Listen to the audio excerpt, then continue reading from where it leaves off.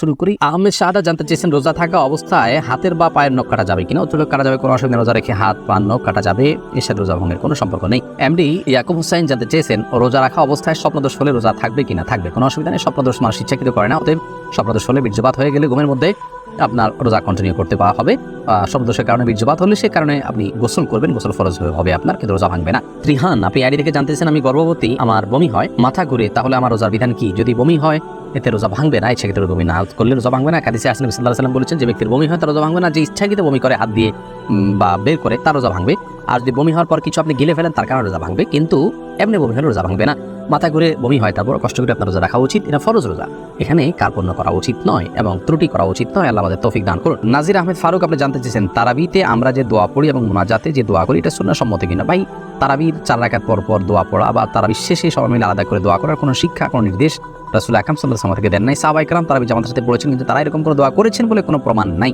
আসলে এতে কোনো কিছুর প্রমাণ না থাকলে ইবাদতের মধ্যে কোনো ইবাদতের মূল স্ট্রাকচার বা পদ্ধতির মধ্যে কোনো কিছু হাদিসে না থাকলে সেটাকে আমরা ইবাদতের অংশ হিসাবে যুক্ত করা এটা সঠিক কাজ নয়।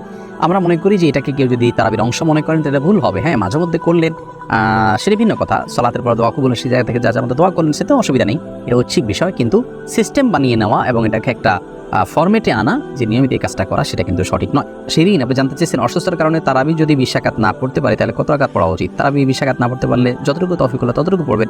তারাবির রাকাত ফুলফিল না করলে যে কোনো গুনাহ হবে এমন না, ফরজ রোজার মতো। অসুস্থতার কারণে আপনি যদি 2-4 রাকাত 6 রাকাত কমও পড়েন কোনো অসুবিধা নেই। শিহাব মন্ডল জানতে চেয়েছেন রোজা অবস্থায় আতর বা পারফিউম করার বিধান কি? উত্তর হলো জায়েজ আছে, কোনো অসুবিধা নেই। আতর পারফিউম ব্যবহার করা যাবে রোজা রেখে, তেল ব্যবহার করা যাবে, কোনো অসুবিধা নেই। পিয়াস এমডি রাইসুল রেজা জানতে চেয়েছেন সিয়ামরত মহিলার দিনের বেলা পিরিয়ড শুরু হলে দিনের বাকি অংশ না খেয়ে থাকতে হবে, সে কি গুনাহ হবে? না খেয়ে থাকা উচিত, বাকি অংশ তার রোজার সম্মানার্থী করা উচিত। এরপরে সাইদুর রহমান জানতে চেয়েছেন ইফতার ও সাহরিতে সাহারের নিয়ত সম্পর্কে কিছু বলবেন, মুখে আরবি উচ্চারণ করা কি জরুরি? ভাই সাইদুর রহমান, নিয়ত হলো ইচ্ছা করার নাম। নিয়ত শব্দের অর্থ হলো ইচ্ছা করা, আর ইচ্ছা মানুষ মন দিয়ে করে। আমি ইচ্ছা করেছি অর্থাৎ আমি মনে মনে কোনো প্ল্যান করেছি, এটার নামে হলো নিয়ত করা।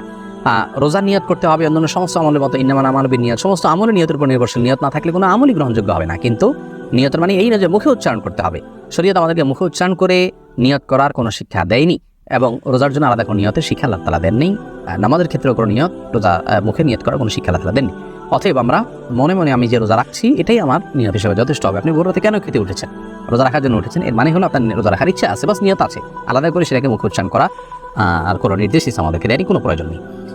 এটাকে জরুরি মনে করলে দোয়া, একটা দোয়া বানাই দিচ্ছি আমরা, নাওয়াইতু আন আসুমা গাদান ইত্যাদি, এরকম দোয়া বানিয়ে নিলে সেটি বরং বেদাতে পর্যবেসিত হতে পারে যদি সেটাকে আমরা সুন্নাহ মনে করি বা রোজার জন্য গুরুত্বপূর্ণ বা জরুরি মনে করি।